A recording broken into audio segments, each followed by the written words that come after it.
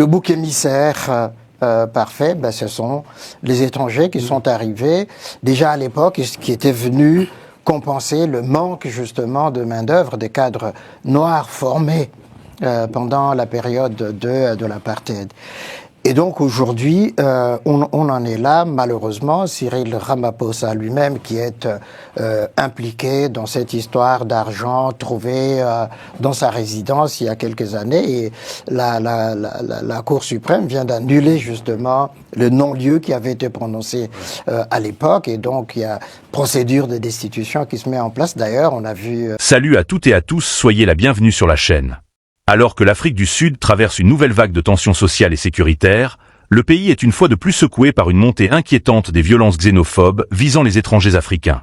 Entre colère populaire, chômage massif, pauvreté persistante et accusations contre les migrants, le climat devient explosif dans plusieurs villes sud-africaines. Derrière les scènes de pillage, d'agressions et de manifestations, une question dérangeante revient avec force. Pourquoi la nation arc-en-ciel est-elle devenue le théâtre d'un rejet aussi violent des autres Africains ?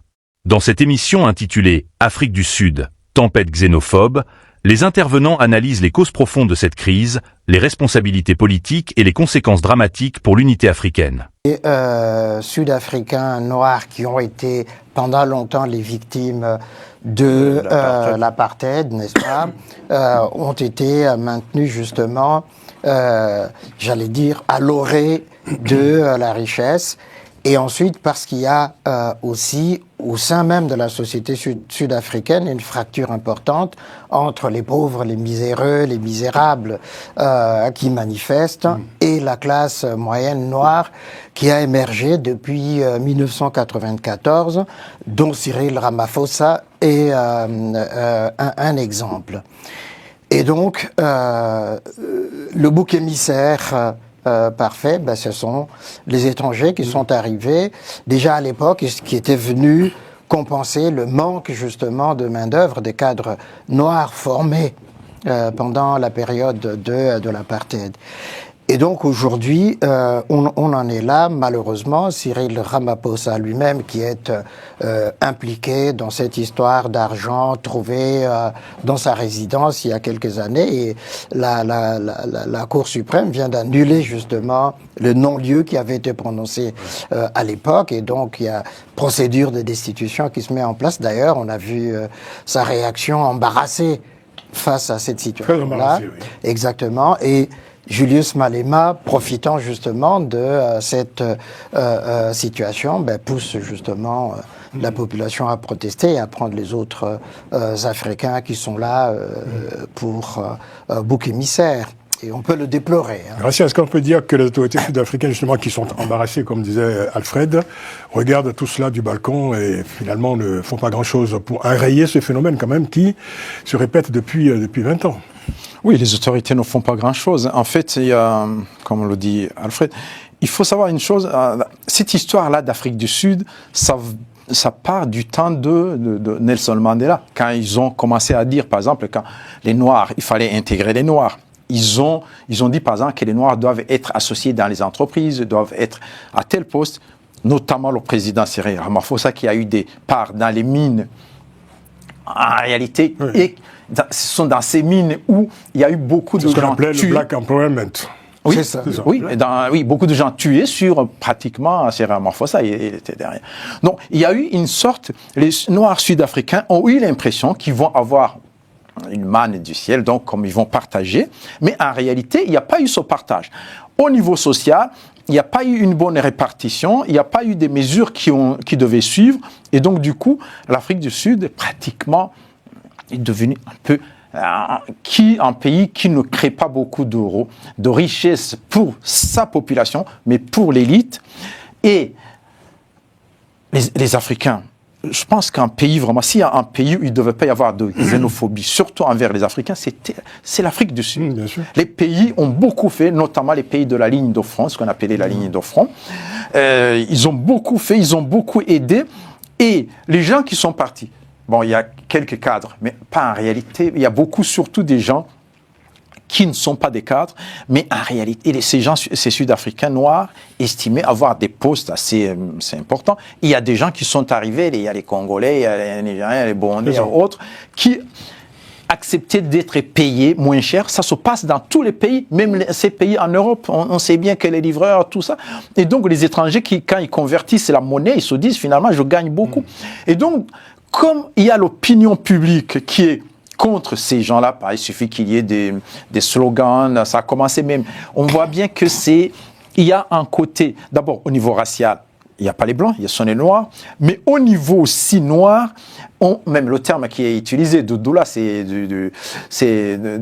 un terme zoulou, il y a aussi un côté un peu domination un peu ethnique zoulou contre ces noirs. Donc, ça, absolument. C'est vraiment... Et le pouvoir essaie d'en profiter parce que on va laisser faire, on va détourner l'attention. Il y a les problèmes de Cyril Ramaphosa, il y a les problèmes des uns des autres. Ça commence à s'effriter. On ne sait pas qui a qui. Donc il y a vraiment ce problème plus politique, mais en fait on laisse le peuple faire tout pour que les politiques puissent durer. En 2008, il y avait quand même 62 morts suite à ces violences-là, qui sont répétées ensuite en 2015, puis en 2016, puis un peu plus récemment également, il y a eu évidemment des personnes violentées, et puis des victimes qu'il faut déplorer une fois de plus. Maître Jean-Paul Benoît. Oui, je reprends ce qui a été dit très rapidement, parce que je suis d'accord avec les deux analyses qui viennent d'être faites. Premièrement, il faut dire que l'Afrique du Sud est un pays difficile à gouverner, compte tenu de son histoire, qui était une histoire violente avec l'apartheid.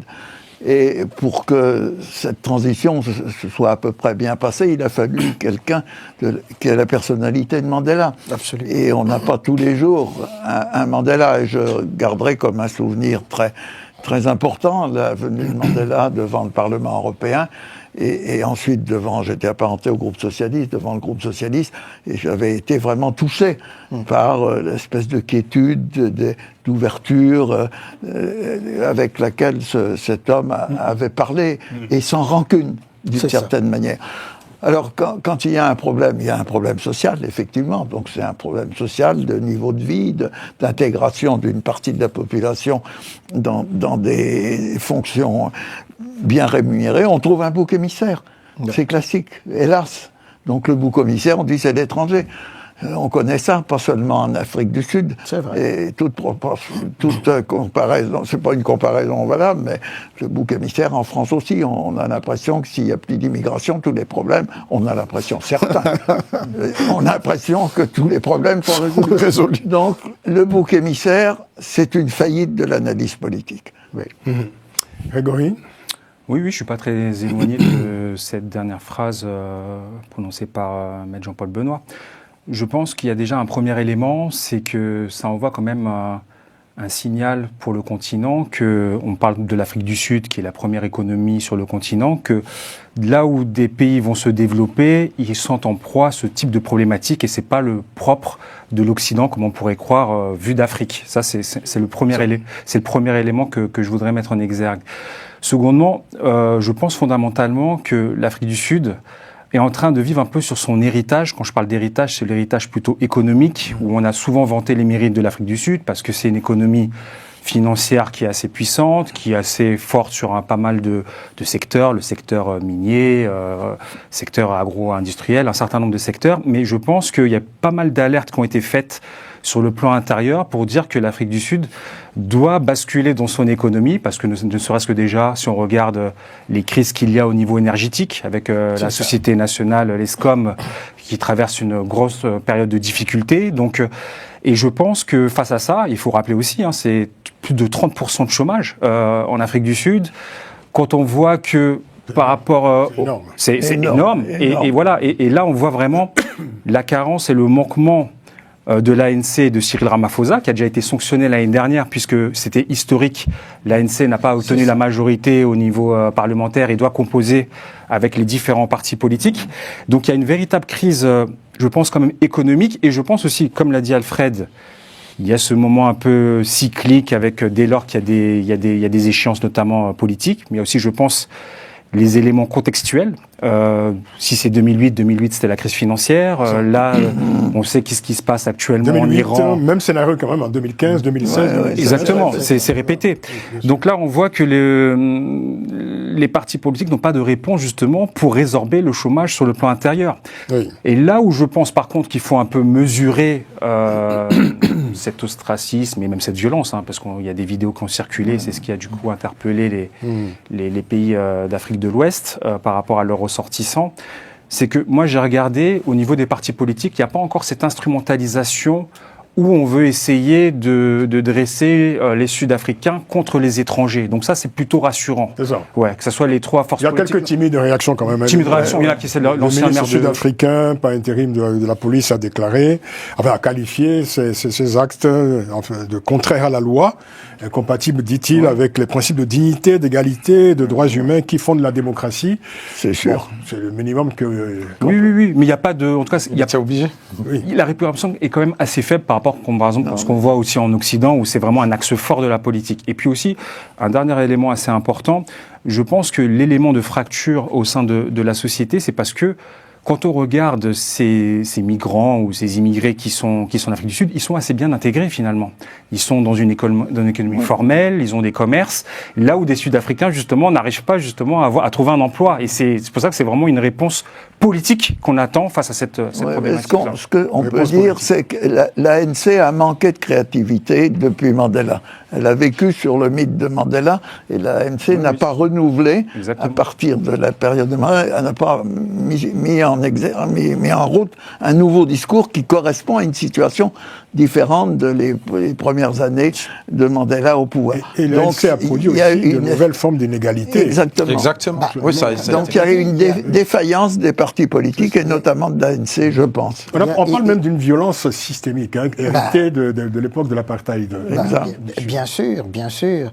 Et on en voit les conséquences aujourd'hui, où le système d'exclusion de l'apartheid a engendré justement une distribution géographique de l'espace de la séparation entre les Noirs, les Blancs, mais entre les Noirs eux-mêmes. Et aujourd'hui, avec ce nouveau système, mis en place depuis Nelson Mandela, et je pense, pour moi, la responsabilité qui est engagée après Nelson Mandela, c'est celle de Thabo Mbeki. Bien sûr. Il n'a pas su justement assurer ce passage entre ce que j'ai dit et son arrivée au pouvoir pour mettre en place une nouvelle dynamique politique en Afrique du Sud.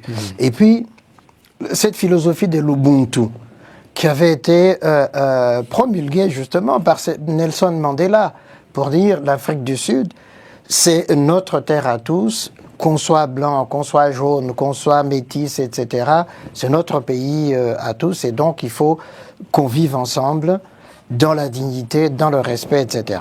Et puis, il y a quand même aussi la crise de l'industrie du diamant et de la platine, et on l'a vu justement, les grèves qui avaient entraîné l'intervention de la police avec dans les mines, de platine, qui avait entraîné la mort de beaucoup de Sud-Africains, ce qui aussi avait provoqué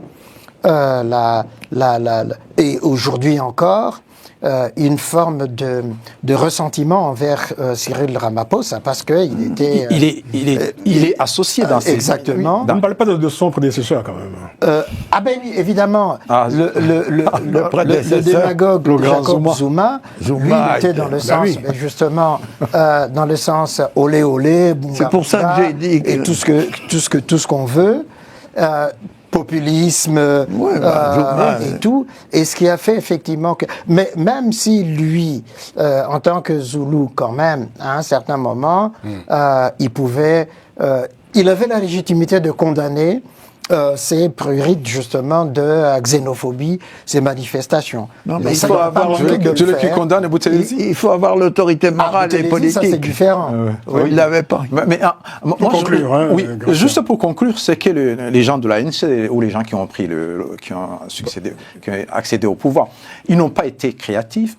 Et en fait, en Afrique du Sud, même les Noirs qui sont arrivés, ils ont mangé l'héritage des Blancs. Ils continuent à manger l'héritage des Blancs il n'y a pas une création, il n'y a pas d'entreprise, il n'y a pas des idées, il n'y a pas beaucoup de choses vraiment... Il ne faut pas généraliser non plus. Il ne faut pas exagérer. C'est insuffisant, mais il y a des choses qui ont été faites. Oui, bien sûr. C'est une société qui avance. Puis bon, c'est l'une des sociétés les plus démocratiques du continent. Non. Moi, je parle au niveau économique. Je parle au niveau économique. Je ne parle pas de la démocratie. Il y a une classe moyenne importante. Il y a une classe Mais une classe moyenne, mais ils n'ont pas créé. Il faut créer ces inégalités-là. Non, il y a des entreprises. Des entreprises qui créent la main-d'œuvre et qui créent les emplois. Si. Il y en a pas. Simplement, il y a ces inégalités qui sont nées. D'ailleurs, quand on voit la nouvelle géographie urbaine d'Afrique du Sud, où cette classe moyenne se barricade un peu comme les Blancs dans des absolument des enclaves. Ça se passe et puis les autres en Afrique, sont, ils nous vendent quoi? Qu'est-ce qu'ils nous vendent? Cela étant, tout ils ça achètent les minéraux chez les vous au autres sont Congo. Ils nous vendent que les dans armes. les bidonvilles, mais en tout cas, etc. tout ça ne justifie pas que l'on fasse Absolument. Exactement. Bien Tout à d'accord. fait, oui. Il faut rappeler quand même quelques chiffres. Plus de 3 millions d'étrangers en situation régulière sont installés dans ce pays. Évidemment, les sans-papiers aussi, qui sont pourchassés, fortement d'ailleurs. Donc ça fait quand même 5% de la population. C'est ça. Voilà. Bien sûr. Ce sont notamment des ressortissants du Lesotho, du Nigeria, du Zimbabwe, du Ghana, Tout à fait. et du Mozambique et du Congo également. Mais les Mozambicains, ceux du Lesotho, etc., du Zimbabwe, étaient les premières victimes justement de cette xénophobie. Oui. Très bien. Il fallait en tout cas en parler parce que c'est l'une des préoccupations aujourd'hui des dirigeants africains, d'autant que le Ghana demande à ce que cette affaire soit portée au sommet, dans l'un des Réunion de l'Union soit inscrit dans l'ordre du jour du prochain sommet de l'Union africaine.